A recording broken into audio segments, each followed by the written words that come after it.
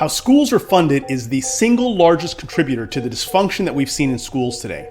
It's not about the amount, it's about how the money is given to the school. So today on Education Explained, we're going to dive into the reasons why and what you as a parent can do about it.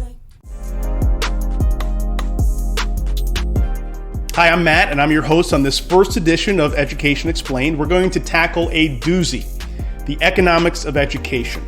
Now, not surprisingly, how schools get paid is a super sensitive topic, but without thoroughly understanding the funding, everything else gets lost in translation. So let me start you with a question. How do schools get paid? Now, while you think about that, I'm going to have to clarify a few things before we go on further. The first is that there's a list of problems that are facing school, and that problem list is extremely long. Like kids who would rather play video games about World War II than learn about the politics that actually caused it. That's a problem. Or that teachers have been asked to play the role of social worker, truancy officer, public health first responder, nurse, counselor, parent, and on top of all that, they're also asked to teach kids how to read. All the while, they are earning some of the lowest pay in the professional world. Of course, this is an issue. I could also talk about the corruption that seems to pop its head up with unnerving frequency. And lucky for me, I live in a district where corruption seems to be the only thing we can rely on. Not students who can read, but administrators and trustees who go to jail. So I bring all these problems up to remind you that over the coming weeks, I'm going to do a bunch of videos. And all these topics are being covered and many more. But the topics that I've just listed, disengaged learners, limitless teacher responsibilities, and corruption, each of these are linked to the way that schools receive payment. So let's take a look at that and 4 specific issues today. Lesson 1, is education a public good or a marketplace? Lesson 2, can you trust the feedback you get from your school? Lesson 3, are good teachers in schools compensated better? Well, since we assume the kids are learning more.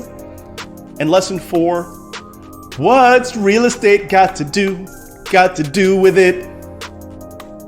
Now that is in honor of the queen of rock and roll, Tina Turner, and I promise you I won't sing anymore if you agree to subscribe. So go ahead and click the button.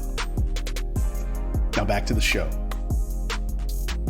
Do you have an answer to my question, how schools get paid? So in working with parents for over 15 years, I found that only about 5% actually know the answer. It's called seat time.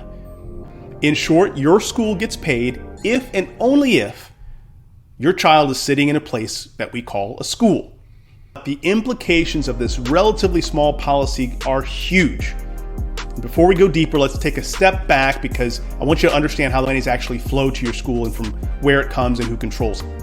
In the United States and in many industrialized nations, the vast majority of money in the public education system comes from the government through taxes, of course, we know this. But it's the state and local taxes, not federal, that represent the overwhelming funding for public schools. The federal government can exert its power, however, by withholding funds or through incentives, but education is a dramatically local issue, and that's why your school board, the state elections matter so much. So whenever you hear a federal official, presidents for example, spouting off about how they're going to fix education, you need to put their comments in the circular file in the corner of your room with almost every other thing that comes out of the mouth of politicians because it's garbage. Federal folks are almost powerless to change education. So the funding is principally local, so decisions are local, and local government decisions are always about doing things that are in the public good. But, getting to lesson number 1, is your school a public good, like a road or a bridge? It is a public good, and it's not a public good at the very same time. So for starters, many of those who contribute taxes to state and local election systems don't see any direct benefit of their taxes. Maybe they have no kids or the kids are older, but these voters create a quiet but fairly consistent pressure to reduce the cost of education. Now you can see this big time in higher education, where over the last 30 years, the state support has dried up and now individual students are funding their college experiences largely with debt. And that will definitely be a conversation for another video. The point here is that many people don't feel that schools are a good public investment. We have to appreciate that and recognize it.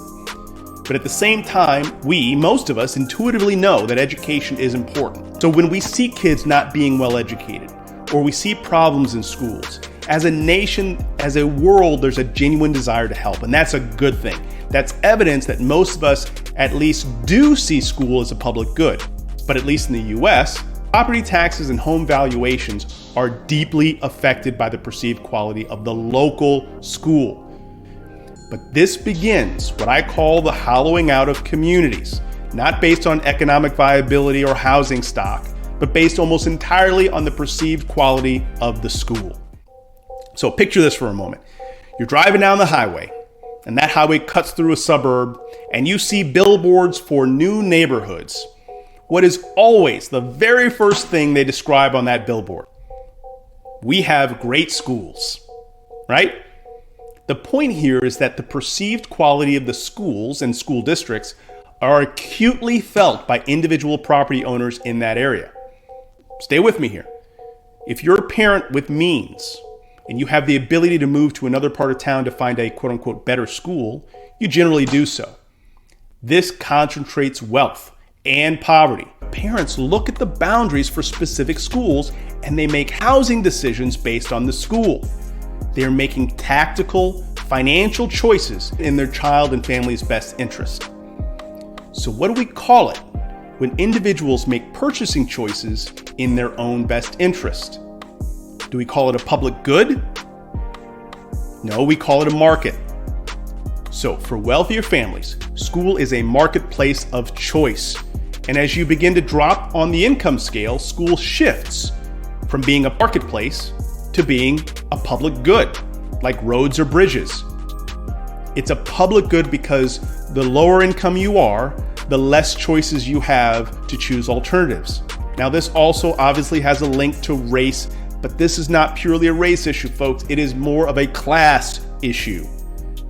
Now, this is probably the least surprising thing I will ever say on this channel, but it still largely goes unspoken and underappreciated.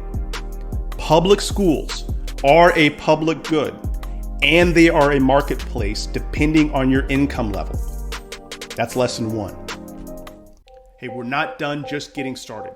So if you found this helpful, share it with the parent of your child's best friend, subscribe, and join me for a weekly live conversation where we're talking about educating kids in the 21st century. More information below. Take care. We'll see you there.